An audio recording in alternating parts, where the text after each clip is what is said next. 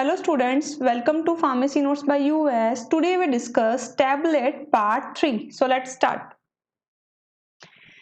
Students अभी तक अपन ने इसके दो पार्ट डिस्कस कर लिए हैं टैबलेट्स के, जिसके अंदर अपन ने देखा है डेफिनेशन क्या है टैबलेट की, यानी कि टैबलेट के अंदर जैसे मैंने आपको बताया कि it is a solid unit doses form, साथ ही साथ इसके एडवांटेज एंड डिसएडवांटेजेस क्या हैं, यानी कि टैबलेट्स बनाने का रीजन क्या है। ऑब्वियस है यूनिट डोजेस फॉर्म है, स्टेबिलिटी ज्यादा है, एंड डिसएडवांटेजेस कौन कौन से हैं उनके बारे में बात की। फिर आइडियल प्रॉपर्टीज, यानी कि अगर आप टैबलेट्स बना रहे हैं तो उनमें कौन कौन से आइडियल कैरेक्टरिस्टिक्स होने चाहिए। Then at last we will discuss some type of tablets, यानी कि टैबलेट्स को अगर अपन क्लासिफाई करें तो किस तरीके से करेंगे। तो मैंने आपको बताया था कि 4 तरीके से हैं जो कि अपन टैबलेट्स को क्लासिफाई करेंगे अकॉर्डिंग टू द एडमिनिस्ट्रेशन, कि अपन किस तरीके से ले रहे हैं। जैसे सबसे पहले बताया था the tablet which ingested orally, then the tablet which is used in oral cavity, then the tablet which used in other than oral cavity, और लास्ट में था जो टैबलेट सॉल्यूशन के रूप में मिलती है। उन सब में काफी सारे एग्जांपल्स के बारे में अपन डिस्कस किया था। आज अपन बात करेंगे एक्सीपिएंट्स के बारे में, यानी कि ये तो अपन ने देख लिया कि टैबलेट्स क्या है, क्या फायदे हैं, क्या आइडियल प्रॉपर्टीज होनी चाहिए, कितनी तरीके के अपन बना सकते हैं। अब बात कर रहे हैं कि अगर अपने को टैबलेट बनानी है तो एक तो अपने पास एपीआई होगा ही, यानी कि वो ड्रग मॉलिक्यूल जो कि किसी ना किसी डिजीज को क्योर करने के काम आता है। But in this we have to add some substances जो कि इस पर्टिकुलर सिस्टम को एक क्वाइट गुड डोजेस फॉर्म में कन्वर्ट करने में हेल्प करती हैं। उन्हें अपन कहते हैं एक्सीपिएंट। अब टैबलेट में कौन कौन से एक्सीपिएंट्स हैं जो कि यूज किए जाते हैं, इनके बारे में one by one upon detail में डिस्कस करेंगे। तो चलिए शुरू करते हैं। सबसे पहले एक्सीपिएंट है कि अगर इसे डिफाइन करूं तो in addition to active ingredients tablet contain a number of inert material known as additive और एक्सीपिएंट, यानी कि अगर एक्टिव इंग्रेडिएंट की अगर अपन बात छोड़ दें, एपीआई जिसे कहते हैं एक्टिव फार्मास्यूटिकल इंग्रेडिएंट, उसके साथ भी कोई ना कोई ऐसा इनर्ट मटेरियल होगा जो कि खुद फार्माकोलॉजिकल एक्शन प्रोड्यूस नहीं करता बट एक सूटेबल डोजेस फॉर्म बनाने में हेल्पफुल होता है, उसे अपन कहते हैं एक्सीपिएंट या फिर एडिटिव्स, राइट। और जो ये फिनिश्ड जो डोजेस फॉर्म होती है उसे अपन कहते हैं एफपीपी, फिनिश्ड फार्मास्यूटिकल प्रोडक्ट, यानी कि फिनिश फार्मास्यूटिकल प्रोडक्ट या एक सूटेबल डोजेस फॉर्म बनाने के लिए एपीआई के साथ जो चीज चाहिए जो कि इनएक्टिव इन नेचर होती है, उसका खुद का कोई फार्माकोलॉजिकल एक्शन नहीं होता, उसे अपन कहते हैं एक्सीपिएंट या फिर एडिटिव्स। बहुत सारे रीजंस होते हैं एक्सीपिएंट्स को ऐड करने के लिए। अब उसके आधार पे उन्हें 3 ग्रुप्स में डिवाइड किया गया है। वन बाय वन अगर बात की जाए तो सबसे पहले अपन को किसी भी ड्रग में क्या रिक्वायर्ड होता है जब अपन टैबलेट बना रहे हैं कि उसका बल्क अच्छा रहे, वो टैबलेट के रूप में अच्छे से कन्वर्ट हो जाए, तो they are in group 1 for processing like diluents, binder, glidant. फिर दिखने में वो टैबलेट अच्छी हो तो उसके लिए उसका फिजिकल लुक है जो कि इंक्रीज किया जाता है, उस तरीके के एक्सीपिएंट्स ऐड किए जाते हैं, जैसे कि ऑर्गेनोलेप्टिक एजेंट्स, चाहे वो स्वीटनिंग एजेंट हो चाहे वो कलरिंग एजेंट हो। देन एट लास्ट ग्रुप 3, अगर किसी टैबलेट में पर्टिकुलर कुछ मॉडिफिकेशन करना है, अपने को सस्टेन रिलीज बनानी है, अपने को कंट्रोल रिलीज बनानी है, एक पर्टिकुलर पार्ट पे बॉडी पे जाकर रिलीज करवानी है, एंटी कोटेड बनवानी है, तो उस हिसाब से जो कंट्रोल रिलीज पॉलीमर्स यूज आते हैं वो ग्रुप 3 में ऐड किए जाएंगे। वन बाय वन अगर मैं बात करूं कौन कौन से एक्सीपिएंट्स यूज किए जाते हैं, तो एपीआई के अलावा we use diluents, binder and adhesives, disintegrants, lubricants, glidants, anti adherent, colouring, flavouring and sweetening agent. इन सब के बारे में डिटेल में वन बाय वन मैं डिस्कस करूंगी विद एग्जांपल।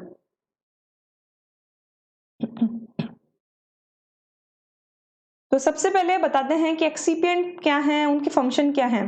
तो अपन जब एक्सीपिएंट्स इतने सारे यूज कर रहे हैं, अपन डाइल्यूमेंट्स यूज कर रहे हैं, बाइंडर यूज कर रहे हैं, डिसइंटीग्रेटिंग एजेंट्स यूज कर रहे हैं, और ऐसे करते करते अपन ड्रग का जो बल्क है वो लगभग 5 टाइम्स है जो कि इंक्रीज कर देते हैं। तो सच में इनमें कुछ ना कुछ प्रॉपर्टीज तो ऐसी होंगी जो इन्हें इतने बल्कि बनाने के लिए रिस्पॉन्सिबल हैं। साथ ही साथ कुछ ना कुछ एडवांटेजेस हैं तभी अपन इसे ऐड कर रहे हैं, वरना फालतू में किसी भी रीजन से अपन कॉस्ट को इफेक्ट क्यों करते। तो वो सारे के सारे जो रीजन है एक्सीपिएंट के वो वन बाय वन में डिस्कस करती हूँ। First, the impart weight, accuracy and volume.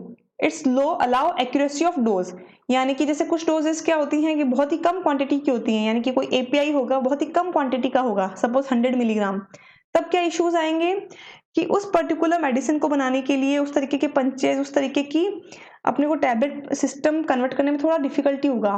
तो उससे उस चीज के लिए एलिजिबल बनाने के लिए, कंपेटेबल बनाने के लिए we have to increase the bulk. तो बल्क बढ़ाने के लिए है जो कि इस तरीके के एक्सीपिएंट्स को ऐड किया जाता है। Then to improve solubility, sometimes जो ड्रग खुद है वो काफ़ी सॉल्युबल प्रॉपर्टी की नहीं होती, तो उसकी सॉल्युबिलिटी बढ़ाने के लिए कुछ तरीके की एजेंट्स को ऐड कर दिया जाता है। Then increase stability, stability increase करने के लिए, बायो अवेलेबिलिटी एनहेंस करने के लिए, किसी भी पर्टिकुलर ड्रग को मॉडिफाई रिलीज करवाने के लिए, जैसे कि मैंने आपको बताया सस्टेन रिलीज करवाना है, एंटीकोटिक करवाना है, उस हिसाब से। देन इंक्रीज पेशेंट एक्सेप्टेबिलिटी, साथ ही साथ आप कलरिंग अच्छे से डालोगे, आप अच्छे फ्लेवर डालोगे तो जो पेशेंट है, कस्टमर है, वो भी उस पर्टिकुलर टैबलेट को बहुत ही आसानी से ले सकेगा। Then facilitate doses form design, साथ ही साथ आपको किस पर्टिकुलर डिजायरेबल फॉर्म को चाहिए, कौन सी बॉडी में जगह रिलीज करवाना है, कितने समय के लिए रिलीज करवाना है, सस्टेन बनाना है, कंट्रोल बनाना है, उसके हिसाब से भी अपन उसे फैसिलिटेट कर सकते हैं। अब बात करते हैं पहले एक्सिपिएंट की, जो है diluent. Diluents are fillers use to make required bulk of tablet, यानी जो डाइल्यूएंट्स हैं उन्हें अपन फिलर्स भी कहते हैं, और मेनली इनका जो यूज है वो ये होता है कि जो टैबलेट है उनके बल्क को बढ़ाने के लिए, जैसे कि सपोज टैबलेट आपकी 100 मिलीग्राम है, you have to increase the bulk 400 milligram तक पहुंचानी है, तो जो एक्सिपिएंट आप डाल रहे हैं to increase the bulk of that particular formulation is known as diluent. अब डाइल्यूएंट की ये प्रॉपर्टी तो अपने को चाहिए ही है, बट डाइल्यूएंट में और क्या प्रॉपर्टीज होनी चाहिए वो भी अपने को ध्यान रखना है कि सिर्फ बल्क ना बढ़ाए, साथ साथ उसमें कुछ प्रॉपर्टीज को और भी एनहांस करे। वो कौन सी होनी चाहिए? The secondary reason is to provide better tablet properties like improve cohesion, diet compression manufacturing and to promote flow। यहाँ जो डाइल्यूएंट है वो बल्क बढ़ाने के साथ साथ इन चीज़ों को भी ध्यान रखना चाहिए, जैसे कि जब टैबलेट को अपन कंप्रेस कर रहे हैं तो कंप्रेस करने के टाइम पे जो सेम मॉलिक्यूल्स हैं टैबलेट के, जैसे ही आपने उसे पंचिंग मशीन से प्रेस किया तो बहुत ही अच्छे से प्रेस हो, क्यों? क्योंकि जो सेम मॉलिक्यूल के बीच में अट्रैक्टिव फोर्स है वो अच्छे से इंपार्ट होगा, तो टैबलेट भी आपकी बहुत ही अच्छे से कंप्रेसिबल फॉर्म की बनेगी। साथ ही साथ कभी कभार ऐसा होता है कि जो ड्रग है खुद कंप्रेसिबल प्रॉपर्टी की नहीं होती, आप उसकी टैबलेट नहीं बना सकते, तब अपने को कुछ ज्यादा क्वांटिटी में as compare to the drug diluents add करने पड़ते हैं, जो कि अगर अच्छी कंप्रेसिबल प्रॉपर्टी के हैं तो जैसे ही आप ड्रग को है जो कि कंप्रेस करोगे वो टैबलेट में कन्वर्ट हो जाएगी। Then at last to promote flow, जैसे कि काफ़ी सारे डाइल्यूएंट्स इसलिए भी ऐड किए जाते हैं क्योंकि इंडस्ट्री में बहुत लार्ज क्वांटिटीज में है जो सैंपल बनाए जाते हैं, तो वहां पे इस तरीके का एक होपर रहता है, होपर से आपका कंटेंट है जो कि नीचे की तरफ गिरता रहता है। तो अगर फ्लो अच्छा हुआ, आपके पार्टिकल स्फेरिकल इन शेप हुए, उनके अंदर फ्रिक्शन कम हुआ, साथ ही साथ उनके बीच में जो एयर स्पेस है वो भी रही, इतना फोर्स अट्रैक्टिव फोर्स उसमें थोड़ा कम रहा, तो क्या एडवांटेज मिलेगा? पार्टिकल बहुत ही आसानी से फ्लो करेंगे, चॉक नहीं करेंगे, और जो वेट वेरिएशन है वो बिल्कुल भी नहीं आएगा। तो जब डाइल्यूएंट्स अपन चूज करते हैं तो ये सारी प्रॉपर्टीज अपन देखते हुए चूज करते हैं। कुछ कुछ ड्रग्स ऐसी खुद भी होती हैं जो काफी अच्छे क्वांटिटी में खुद बल्कि होती हैं, यानी कि वो इतनी पोटेंट नहीं होती, इसलिए अपने को उसकी ज्यादा क्वांटिटी यूज करनी पड़ती है, तो उनके पर्टिकुलर ड्रग्स में अपने को डाइल्यूएंट्स ऐड करने की रिक्वायरमेंट नहीं है। जैसे कि एग्जाम्पल की अगर बात की जाए aspirin, some drug do not require diluents like aspirin. Why? क्योंकि एस्प्रिन खुद एक particular high amount of dose है। और diluent should have following properties, क्योंकि अपन डाइल्यूएंट को एक बल्किंग एजेंट के रूप में यूज कर रहे हैं, यानी कि एक लार्ज क्वांटिटी में यूज कर रहे हैं, तो इसके अंदर खुद के अंदर भी कुछ प्रॉपर्टीज होनी चाहिए। वो कौन कौन सी हैं? It must not be toxic, toxic नहीं होनी चाहिए। It must be commercially available in accepted grade and low cost, यानी कि अपने को जो डिजायरेबल ग्रेड चाहिए, चाहे वो पाउडर फॉर्म में हो, चाहे वो एमोर्फस हो, चाहे वो हाइड्रेटेड फॉर्म हो, चाहे वो ग्रेनुलर हो, उन सारी फॉर्म्स में अपने को वो अवेलेबल हो, साथ ही साथ एक चीप रेट पे, एक सस्ती रेट पे, ताकि जो टैबलेट है वो ज्यादा कॉस्ट इफेक्टिव ना हो पाए। दे मस्ट बी फिजियोलॉजिकल इनर्ट, यानी कि इनएक्टिव इन नेचर होनी चाहिए, बॉडी में कोई ना कोई फार्माकोलॉजिकल एक्शन है जो कि प्रोड्यूस ना करे। They must be physically chemically stable by themself और इन कॉम्बिनेशन विद ड्रग्स, साथ ही साथ वो खुद तो स्टेबल हो ही, बट जैसे आपने उसके साथ एपीआई को अटैच किया, तो एपीआई को अटैच करने के बाद आपके उस एक्सिपिएंट या डाइल्यूएंट के अंदर कोई भी चेंजेस नहीं आने चाहिए, या फिर उस डाइल्यूएंट के कारण आपके एपीआई में कोई भी चेंजेस नहीं आने चाहिए। इट मस्ट बी स्टेबल, खुद भी और आपकी ड्रग को भी स्टेबल रखे। They must be free from all microbacterial contamination, साथ ही साथ वो इतनी स्टेबल हो, अगर वो नेचुरल सोर्सेज से भी अपन ले रहे हैं तो उसमें कुछ ऐसे प्रिजर्वेटिव्स हों कि उसमें कोई भी माइक्रोबियल ग्रोथ ना हो, वरना क्या होगा, आपकी जो ड्रग है वो खराब होने के चांसेस रहेंगे। They do not alter the bio availability of drug, यानी कि सपोज आपने कोई ड्रग ली जिसकी बायो अवेलेबिलिटी 95% है, बट जैसे ही आपने कुछ उसमें डाइल्यूएंट्स ऐड किए तो डाइल्यूएंट ने क्या किया, उसकी सॉल्युबिलिटी को चेंज कर दिया। जैसे ही सॉल्युबिलिटी चेंज हुई तो जो सिस्टमेटिक सर्कुलेशन में पहुंचने वाली कंसंट्रेशन थी वो भी चेंज हो गई। तो बायो अवेलेबिलिटी भी वो चेंज ना करे, ये चीज भी अपने को ध्यान रखनी है। They must be colour compatible और not produce any of colour. साथ ही साथ क्योंकि बहुत बल्क क्वांटिटी में यूज कर रहे हैं, तो अगर अपन कलरिंग एजेंट भी यूज कर रहे हैं और आपने लार्ज क्वांटिटी में ऐसे डाइल्यूएंट्स यूज कर लिए जो लुक वाइज ठीक नहीं है, तो आपकी जो टैबलेट है उस पर कोई ऑफ कलर ना वो प्रोड्यूस करे। They must approved in food and additive, यानी कि जो भी अपन एज इनर सब्सटेंस ले रहे हैं, चाहे वो डाइल्यूएंट्स हैं, चाहे वो कोई भी हो, चाहे वो डिसइंटीग्रेटिंग है, वो खाने लायक सब्सटेंस होना चाहिए। यानी कि जो फूड एडिटिव कमिटी है उसने उसको अप्रूव कर दिया जाना चाहिए कि इसे आप ले सकते हैं। They must not be contraindicated by themselves like sucrose or because of a component like sodium in any segment of the population। साथ ही साथ आपको इस तरीके का कोई इनट मटेरियल यूज नहीं करना चाहिए जो कि किसी ना किसी पर्सन में या किसी ना किसी कस्टमर में कॉन्ट्राइंडिकेटेड हो। जैसे कि diabetic patient will not eat much quantity of sugar why, क्योंकि उसके अंदर उनका ग्लूकोज लेवल है जो कि इंक्रीज हो सकता है। वैसे ही हाइपरटेंशन वाले पीपल्स हैं जो सोडियम कंटेंट को ज्यादा नहीं ले सकते, तो इस तरीके के कंटेंट वाले डाइल्यूएंट्स को भी अपने को यूज नहीं करना है, वरना क्या होगा, एक तरीके से वो खुद कॉन्ट्राइंडिकेटेड है।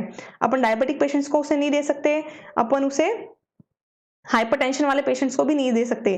तो इस तरीके से उसकी जो पॉपुलरिटी है या उसका जो प्रोडक्शन है वो कम नहीं करना। फिर बात करते हैं डाइल्यूएंट्स कौन कौन से हो सकते हैं। तो वन बाय वन अगर बात करें, lactose, dextrose, mannitol, sorbitol, sucrose, die calcium phosphate and calcium sulphate, cellulose and starch.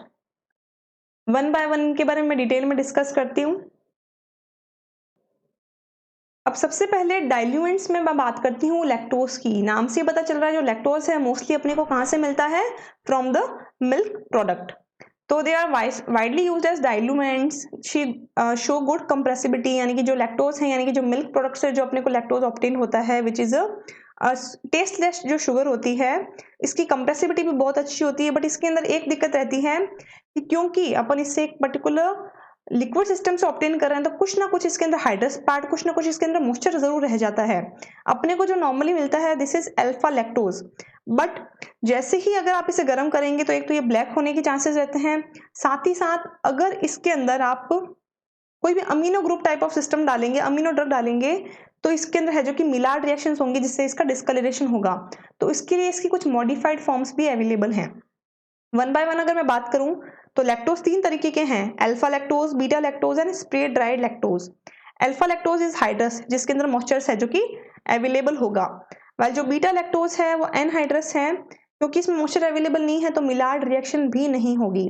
Then spray dry lactose, जो कि स्प्रे ड्राई टेक्निक से बनता है, इसे अपन डायरेक्टली कंप्रेस कर सकते हैं। क्यों? क्योंकि डिजायरेबल पार्टिकल साइज अपन इसमें से निकाल सकते हैं। दो तरीके के लैक्टोज की ग्रेड्स आती हैं, एक आती है कोर्स जिसे अपन 60 to 80 मैश से पास कर सकते हैं, और एक आती है regular which is can pass be from 80 to 100 meshes. Mesh basically एक पर लीनियर इंच में रहने वाले जो छेद हैं, this is known as mesh number.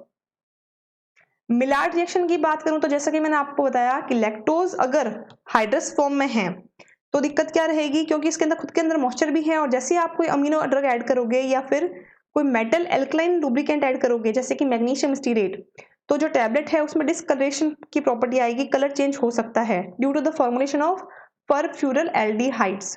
तो ये चीज ध्यान रखी जाती है, इसीलिए बीटा लैक्टोज को भी मॉडिफाई किया गया जो कि एनहाइड्रस फॉर्म में था।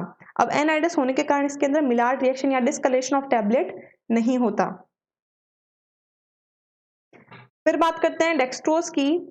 क्योंकि लैक्टोज में डार्कनिंग प्रॉपर्टी वाली प्रॉब्लम थी, तो that's why we replace the lactose from dextrose. It is replace lactose due to its darkening problem. Trade name is Cerelose. Dextrose का जो ट्रेड नेम है वो है Cerelose. Two form available for low moisture content. साथ ही साथ जो lactose था उसमें मॉइस्चर कंटेंट की भी प्रॉब्लम थी, तो डेक्सट्रोज में थोड़ा मॉइस्चर कंटेंट भी कम है। दो फॉर्म अवेलेबल है इसकी, हाइड्रस एंड एनहाइड्रस। फिर बात करते हैं मैनिटॉल की।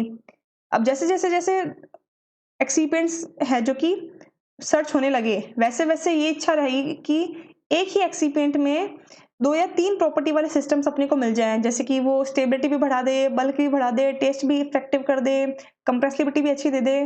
तो उस हिसाब से है जो कि उनको मॉडिफाई किया गया, सिंथेसाइज किया गया, और अकॉर्डिंग टू नए नए है जो कि एक्सिपेंट्स को खोजा गया। वैसे ही जैसे एक एग्जांपल है यहाँ पे मैनिटोल, बहुत सारे जो पेशेंट्स होते हैं उन्हें due to the diabetic problems हैं जो कि वो शुगर है जो कि यूज़ नहीं कर पाते, सुक्रोज या lactose type of systems use नहीं कर पाते, तो उनके लिए है जो कि मैनिटोल टाइप ऑफ सिस्टम्स बनाए गए। It is very expensive but use in chewable tablet due to negative heat of solution and cooling effect. जब आप चूएबल टैबलेट्स टेस्ट करते हो तब आपको कुछ ठंडा सा एहसास होता है, वो मेंथोल के कारण नहीं है, अगर वो स्वीट है और उसमें मेंथोल नहीं है फिर भी अगर आपको ठंडा एहसास हो रहा है स्वीटनिंग के साथ, it is just due to the mannitol. Why? क्योंकि इसके अंदर है नेगेटिव हीट ऑफ सॉल्यूशन जो कि कूलिंग सेंसेशन देती है जैसे आप उसे टेस्ट करते हैं। दूसरा, इसकी सॉलिबिलिटी काफ़ी कम है, तो डायबिटिक जो पेशेंट्स हैं उनके लिए भी एक एडवांटेजेस हो गया कि उनके है जो उसके सिस्टम में नहीं जाएगा, हाइग्रोस्कोपिक नहीं है और साथ ही साथ इससे कैंसर भी प्रोड्यूस नहीं होता। फिर बात करते हैं सॉर्बिटॉल। क्योंकि mannitol is little expensive so we have to make a isomer of mannitol which is known as sorbitol, जो कि थोड़ा लेस एक्सपेंसिव था। कैलोरी कंटेंट भी इसमें कम है as compare to the mannitol. ये भी नॉन हाइग्रोस्कोपिक और नॉन कार्सिनोजेनिक है। फिर बात करते हैं सुक्रोज की। Sucrose is widely use as diluent but it is avoidable due to its diabetic reason. Obvious है, डायबिटिक पेशेंट्स को नहीं दे सकते, उनकी बॉडी में ग्लूकोज का लेवल बढ़ सकता है, इसलिए अपने को दूसरे तरीके के स्वीटनिंग एजेंट्स को ढूंढना पड़ा। बट डायरेक्टली कंप्रेसिबल प्रॉपर्टी का है और हाइग्रोस्कोपिक भी है। कुछ कुछ फॉर्मुलेशंस में इसको आज भी यूज किया जाता है कुछ डिफरेंट कॉम्बिनेशन के साथ, जिनके ट्रेड नेम है sugar tab, Dipac and new tab. Combination की अगर बात करें तो sugar tab will be compose from 90 to 93% sucrose plus 7 to 10% inverse sugar, while DiPAC is 97% sucrose plus 3% modified dextrine, and Newtab is 19.5% sucrose plus 4% inverse sugar plus corn starch and magnesium stearate। यानी कि इस combination से इन trades compounds को है जो कि बनाया जाता है according to the use, according to the requirement इनको मॉडिफाई किया गया है। फिर बात करते हैं di calcium phosphate and calcium, यानी कि इस तरीके के कंपाउंड्स को भी अपन है जो कि डाइल्यूएंट्स के रूप में यूज कर सकते हैं। अब ये हैं क्या, वन बाय वन अगर मैं बात कहूं तो जो डाई कैल्शियम फॉस्फेट जो अपन डाइल्यूएंट्स के रूप में यूज कर रहे हैं इज एज हाइड्रेट फॉर्म में अवेलेबल है, possess low concentration of unbound moisture, water not release until temperature rise about 80 degree centigrade. ये हाइड्रेट्स फॉर्म में है बट इसमें जो हाइड्रस पार्ट यानी कि वाटर पार्ट है, अनबाउंड मॉइस्चर है, वो बहुत ही एक पर्टिकुलर टेम्परेचर पे ही रिलीज होगा। यानी कि अगर आप 80 डिग्री सेंटीग्रेड तक गर्म करोगे तब जाके कहीं है जो कि वो वाटर का मॉलिक्यूल रिलीज होगा। तो कहीं ना कहीं अपन ये कह सकते हैं कि हाइग्रोस्कोपिक प्रॉपर्टी का नहीं है, काफी स्टेबल है। बट अगर आप डाई वैलेंट आयन या फिर die calcium phosphate type of diluent use कर रहे हो तो अपने को एक चीज ध्यान रखनी है कि इसके साथ अपन उन मेडिसिन को ऐड ना कर दें जो कि डाई वैलेंट आयन के साथ इनकम्पैटिबल हो। जैसे कि एग्जाम्पल इज टेट्रासाइक्लिन। अगर टेट्रासाइक्लिन जो एक एंटीबायोटिक है अब डाईवेलेंट या ट्राईवेलेंट आयन के साथ लेते हैं तो ये एक इनसॉल्युबल कॉम्प्लेक्स बनाती है जो कि ड्रग की सॉल्युबिलिटी भी घटाएगी, तो बॉडी में जो डिजायरेबल एक्शन है वो प्रोड्यूस नहीं होगा। तो इस तरीके की मेडिसिन के लिए di calcium phosphate type of diluent are contra indicated, अपने को यूज नहीं करने। साथ ही साथ आपको ये भी ध्यान रखना है कि अगर आप टेट्रासाइक्लिन टाइप ऑफ एंटीबायोटिक्स ले रहे हैं तो उस दौरान आप मिल्क को उस particular taken time of medicine के टाइम पे या तो अवॉइड करें या 2 या 3 दिन स्किप करें। क्यों? ताकि मिल्क के अंदर प्रेजेंट कैल्शियम डाइवेलेंट आयंस हैं जो कि टेट्रासाइक्लिन के साथ कोई इनसॉल्युबल कॉम्प्लेक्स ना बना दे। यानी कि डायरेक्ट एंड इनडायरेक्ट कहें तो milk divalent ion calcium is Contra indicated with tetracycline medicine. फिर बात करते हैं सेल्यूलोज की। सेल्यूलोज ऑब्वियस है प्लांट सेल से है जो कि ऑब्टेन होता है, जो लास्ट में जो चेन मिलती है सेल्यूलोज मॉलिक्यूल्स की, बट इसे कुछ मॉडिफिकेशन के थ्रू है जो कि अपन डाइल्यूएंट के रूप में यूज कर सकते हैं। सबसे बड़ी दिक्कत इसकी यही रहती है कि माइक्रोबियल कंटामिनेशन के चांसेस थोड़े ज्यादा होते हैं। ब्रांड नेम की बात करते हैं तो मॉडिफाइड जो सिस्टम है which is micro crystalline cellulose MCC, जिसका ब्रांड नेम है एविसेल, उसे सबसे ज्यादा यूज किया जाता है सेल्यूलोज के अंदर क्योंकि डायरेक्टली कंप्रेसिबल है, गुड कोहेसिव कॉम्पैक्ट प्रॉपर्टीज भी रखता है, साथ ही साथ डिसइंटीग्रेटिंग एजेंट प्रॉपर्टीज भी इसके अंदर हैं। 2 तरीके की ग्रेड्स इसकी अवेलेबल रहती हैं, 101 एंड 102। 101 तो अपने को पाउडर फॉर्म में मिलती है while 102 is in granular form. Then we will discuss starch. Starch की जब मैं बात करूं तो it is obtain from corn, wheat and potatoes, यानी कि जो स्टार्च है अपने को तीनों सोर्स से मिल सकते हैं। कॉर्न यानी मक्के से भी मिल सकते हैं, व्हीट से भी मिल सकते हैं, पोटैटो से भी मिल सकता है। बट जो स्टार्च है उसकी सबसे बड़ी दिक्कत ये रहती है कि उसके अंदर मॉइस्चर कंटेंट बहुत ज्यादा होता है। They have typical moisture content 11 to 14%। wasteful if weight granulation used by this moisture content increase 6 to 8%। यानी कि पहले ही इसके अंदर मॉइस्चर कंटेंट इतना है तो माइक्रोबियल ग्रोथ होने के चांसेस भी बहुत ज्यादा बढ़ जाते हैं। प्लस अगर आपने वेट ग्रेनुलेशन यूज कर लिया, यानी कि अगेन आपने उस सिस्टम में मॉइस्चर दे दिया, तब वो पूरी की पूरी फॉर्मुलेशन ही वेस्ट है। क्यों? क्योंकि इसके कारण 6 से 8% मॉइस्चर कंटेंट है जो कि और भी बढ़ जाएगा। इन चीजों को ओवरकम करने के लिए स्टार्च के भी कुछ मॉडिफाइड वर्जन अवेलेबल हैं, जैसे कि डायरेक्टली कंप्रेसिबल स्टार्च, जो कि स्टार रेक्स 1500 के नाम से है, जो कि ट्रेड नेम है इसका। डाइल्यूएंट के रूप में भी एक्ट करता है, बाइंडर के रूप में भी एक्ट करता है, सेल्फ लुब्रिकेटिंग भी है एंड डिसइंटीग्रेटिंग प्रॉपर्टी भी रखता है। साथ ही साथ जो कंटेंट है वो 10% ही होगा इसके अंदर मॉइस्चर का। अगर आप 0.5% से ज्यादा मैग्नीशियम सिट्रेट ऐड कर देते हो तो है जो कि स्टार्च सॉफ्ट हो सकता है। It contain 10% moisture, if more than 0.5% magnesium citrate added it become soft. And to promote flow we add 0.25% colloidal silicon dioxide. साथ ही साथ अगर स्टार्च जैसे सब्सटेंस का अपने को फ्लो प्रमोट करना है तो इसके अंदर अपन 0.25% सिलिकॉन डाइऑक्साइड भी ऐड कर सकते हैं। दो तरीके के स्टार्च अवेलेबल रहते हैं मोस्टली, एमडेक्स एंड सेल्यूटोल। सेल्यूटैब जो मैनिटोल को अपन इसकी जगह रिप्लेस कर सकते हैं क्योंकि ये भी उतने ही मीठे रहते हैं। और बेसिकली जो एमडेक्स एंड सेल्यूटैब है 90 to 92% डेक्सट्रोज प्लस 3 to 5% माल्टस के कॉम्बिनेशन से बनाए जाते हैं।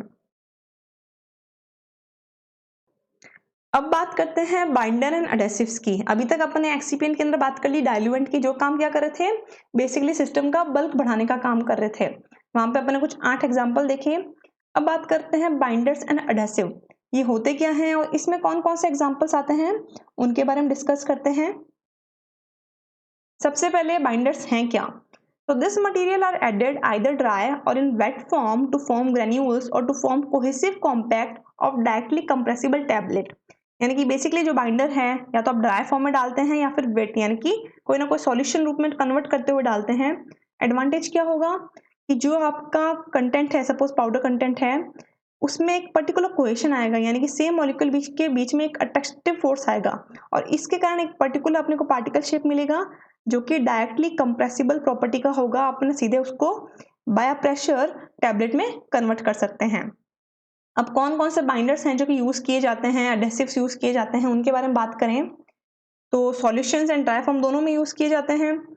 तो जो अकेशिया एंड ट्रेगागैंथ है जो कि नेचुरल सोर्स से ऑब्टेन है, वो सॉल्यूशन फॉर्म में अपन यूज करते हैं 10 to 25% कंसंट्रेशन में। वाइल जो ड्राई फॉर्म में यूज करते हैं वो अपन यूज करते हैं cellulosic derivatives like methyl cellulose, hydroxy propyl methyl cellulose, HPMC, hydroxy propyl cellulose, HPC, इन सबको। Gelatin is also used in concentration of 10 to 20%। Glucose which is liquefied glucose जो कहते हैं अपन, 50% सॉल्यूशन उसका भी यूज किया जाता है as a binder. PVP polyvinyl pyrrolidone को भी 2% कंसंट्रेशन के रूप में अपन यूज कर सकते हैं as binder. Some solutions are soluble in water but some solutions are soluble in alcohol. उसके आधार पे है जो कि इन बाइंडर्स का सॉल्यूशन बनाया जाता है। स्टार्च पेस्ट की जब बात करते हैं 10 से 20% है जो कि सॉल्यूशन अपन बनाते हैं। जैसे कि अगर आपको 100 ml बनाना है तो आपने 10 ग्राम स्टार्च लिया, उसके अंदर आपने 100 ml पानी डाला, हीट किया, हीट करने के बाद जब एक ट्रांसल्यूसेंट सिस्टम बनता है जो ये बताता है कि अब ये डेक्सट्रीन एंड ग्लूकोज में कन्वर्ट है, this is the perfect starch paste जो कि अच्छी बाइंडिंग प्रॉपर्टी देता है। देन सोडियम एल्जिनेट डेरिवेटिव्स हैं, उनको भी अपन बाइंडर्स के रूप में यूज कर सकते हैं। फिर बात करती हूँ डिसइंटीग्रेटिंग एजेंट्स की। अब डिसइंटीग्रेटिंग एजेंट्स क्या हैं? ऑब्वियस हैं, they are added to a tablet formulation to facilitate its breaking or disintegration when it contact with water in the GIT। Basically क्या है, आपने डाइल्यूएंट ऐड कर दिए, आपने बाइंडर भी ऐड कर दिया, अब आपकी टैबलेट कंप्रेस होने जा रही है, बट जब ये बॉडी में जाएगी तो ये टूटनी भी तो चाहिए, डिसइंटीग्रेट भी तो होनी चाहिए, तो उसके लिए प्रॉपर डिसइंटीग्रेटिंग एजेंट्स भी डालना जरूरी है। मैकेनिज्म बेसिकली इनकी यही रहती है, जैसे ही ड्रग आपकी पानी में के कांटेक्ट में आएगी या तो वो स्वेल करेगी या फिर वेट हो जाएगी और छोटे छोटे टुकड़ों में बस्ट हो जाएगी, टूट जाएगी।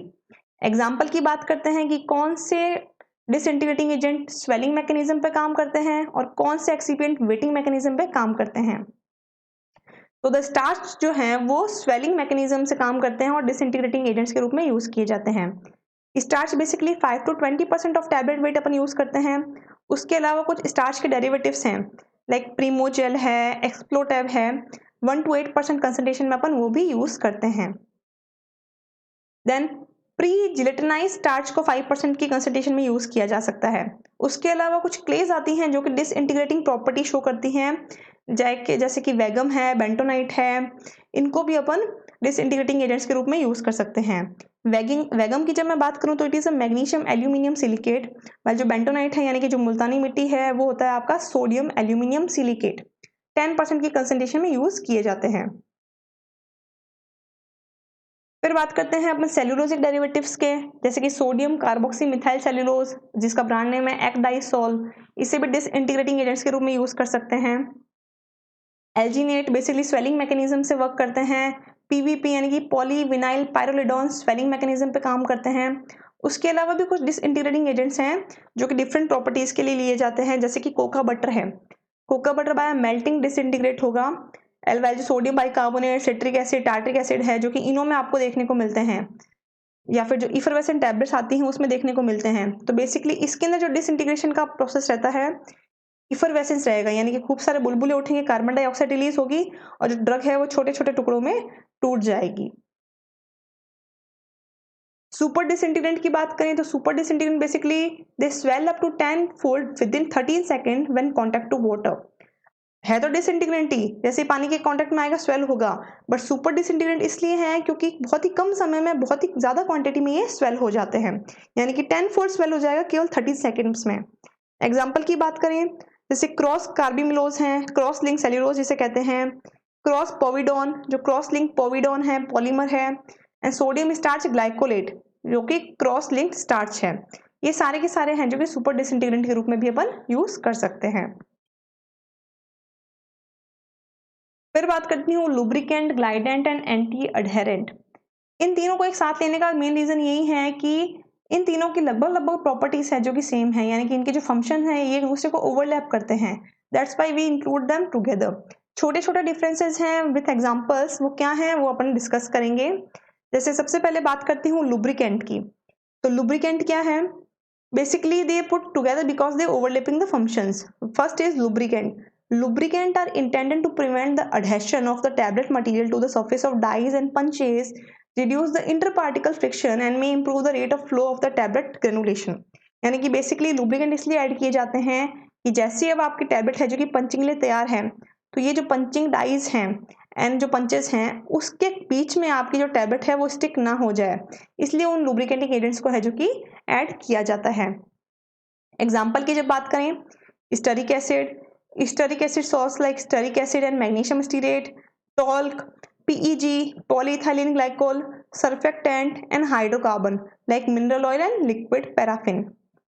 बट अगर आप टॉल्क यूज कर रहे हो तो आपको ये ध्यान रखना होगा कि आपकी जो ड्रग है यानी कि एपीआई है उसमें आयरन ना हो।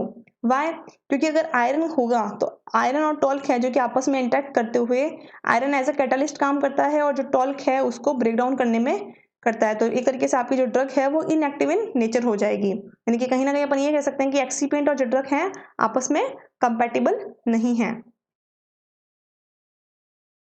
ग्लाइडेंट्स की बात करें तो जैसे कि ग्लाइडेंट्स के अंदर मैंने एग्जांपल बताया था आपको, जैसे पोटैटो स्टार्च है, मेज स्टार्च है, व्हीट स्टार्च है, इन सबको अपन एज ए स्टार्च यूज करते हैं। बट जो ग्लाइडेंट है उसमें अपन कॉर्न स्टार्च यूज करते हैं। उसका रीजन ये होता है बेसिकली कि सबसे कम मॉइस्चर कंटेंट इसमें होता है और जितना कम मॉइस्चर कंटेंट होगा उतना ही अच्छा वो फ्लो को भी इम्पार्ट करेगा। ग्लाइडेंट्स की जब बात करते हैं they are intended to promote the flow of granules or powder material by reducing the friction between the particle. Basically क्या होता है, इंडस्ट्रीज में बहुत लार्ज क्वांटिटी में आपको टैबलेट बनानी है तो इंडस्ट्रीज में क्या चाहते हैं कि उन हाथ से है जो कि सिस्टम को मैनुअली नहीं करना पड़े, वो एक साथ ही सारा का सारा कंटेंट ऊपर में डाल दें और ऊपर से कंटिन्यू वो फ्लो होता रहे और नीचे आपकी पंचिंग वायल है वहां पे सैंपल है जो कि कंटिन्यू एक फ्लो प्रोसेस में गिरता रहे। तो इससे क्या होगा, टाइम आपका रिड्यूस हो जाएगा, वेट वेरिएशन बिल्कुल भी नहीं आएगा, और अगर वेट वेरिएशन नहीं आएगा तो कंटेंट यूनिफॉर्मिटी भी वेरी नहीं करेगी। तो इसके लिए इसके फ्लो को इम्प्रूव करने के लिए इनमें ग्लाइडेंट्स ऐड किए जाते हैं। अब ग्लाइडेंट कौन कौन से, जैसे कि कॉर्न स्टार्च 5 से 10%, टॉल्क 5%, सिलिका डेरिवेटिव जैसे कि colloidal silica such as Cabosil, Syloid, Aerosil in 0.25 to 3% concentration में यूज किए जाते हैं। एंटी अडहेरेंट्स की बात करें तो दे रिड्यूस द स्टिकिंग और adhesion of any of the tablet granulation और powder to the face of punch और द डाई वॉल। यानी कि बेसिकली एंटी अडहेरेंट क्या करते हैं, जो स्टिकिंग हो रही है, स्टिकिंग यानी कि नीचे से जो पंच से चिपक रही है कंटेंट, उसे प्रिवेंट करता है पंच से चिपकने से। कौन कौन से एग्जांपल्स हैं एंटी अडहेरेंट के, टॉल्क, मैग्नीशियम स्टीरेट या फिर कॉर्न स्टार्च। यानी कि सारी की सारी चीजें ही एक दूसरे में यूज की जाती हैं विद द डिफरेंट कंसंट्रेशन। अब बात करते हैं colouring, flavouring and sweetening agents की। यानी कि एक तरीके से बात की जाए तो अपन ने जो ग्रुप 1 एंड ग्रुप 3 हैं उन सब के बारे में डिस्कस कर लिया। यानी कि वो सारी चीजें जो प्रोसेसिंग में काम आने वाली थी, like diluents, glidant, lubricants and वो चीजें जो कि कंट्रोल रिलीज के लिए रिस्पॉन्सिबल थी, लाइक पॉलीमर्स। अब बात करेंगे अपन ग्रुप 3 की, जो कि ऑर्गेनोलेप्टिक सिस्टम्स हैं, जो कि इम्पार्ट करता है टैबलेट में। यानी कि टैबलेट दिखती कैसी है, उसका टेस्ट कैसा है, फ्लेवर कैसा है, उन सब चीजों को इम्पार्ट करने के लिए क्या क्या अपन ऐड कर सकते हैं उनके बारे में बात करते हैं। तो लाइक कलरिंग, फ्लेवरिंग एंड जो स्वीटनिंग एजेंट्स हैं उनके बारे में वन बाय वन डिस्कस करूं तो सबसे पहले है कलरिंग एजेंट। कलरिंग एजेंट यानी कि the use of colours and dyes in the tablet has 3 purpose.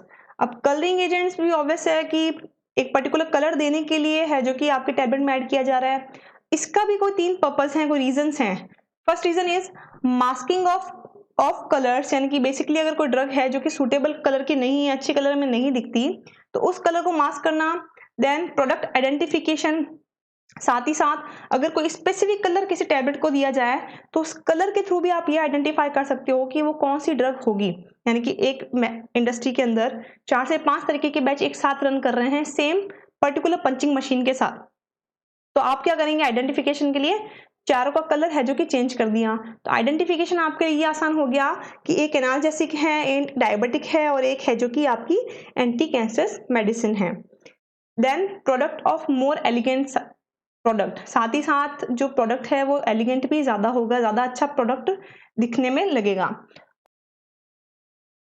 Basically all colours agents must be approved and certified by FDA. यानी कि जो भी कलर्स अपन यूज कर रहे हैं, पहली बात तो खाने लायक होने चाहिए, एडिबल होने चाहिए। साथ ही साथ जो एफडीए है, एफडीए यानी कि जो फूड ड्रग एंड एडमिनिस्ट्रेशन है उनके थ्रू है जो कि पास होनी चाहिए। 2 form of colors are used in tablet preparation, FDNC and DNC dyes. These dyes are applied as solution in the granulating agents or lake form of these dyes. यानी कि basically 2 तरीके की डाइज हैं जो कि अवेलेबल होती हैं या फिर अप्रूव की जाती हैं। पहली बात तो क्योंकि ये खाई जा रही हैं तो खाने के हिसाब से इन्हें फूड कॉस्मेटिक्स के अंदर है जो कि अप्रूव किया जाना चाहिए। साथ ही साथ FDNC यानी कि food drug and cosmetic act के अंदर भी उसको अप्रूव किया जाना चाहिए।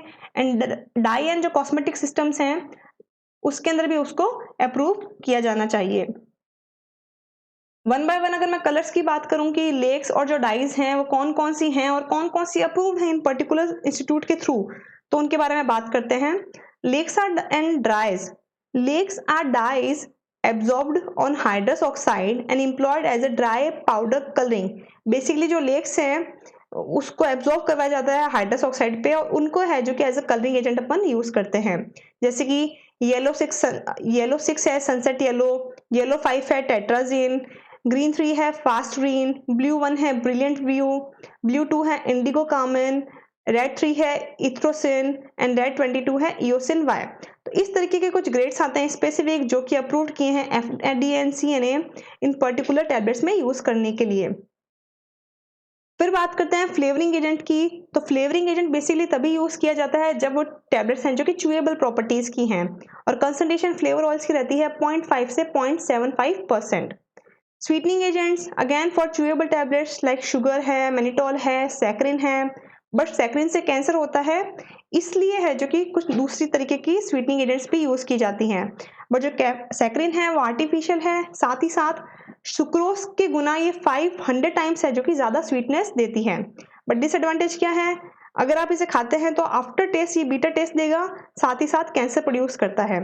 इन सब चीज़ों को ओवरकम करने के लिए एक नई है जो कि स्वीटनिंग एजेंट बनाई गई, which is known as aspartame.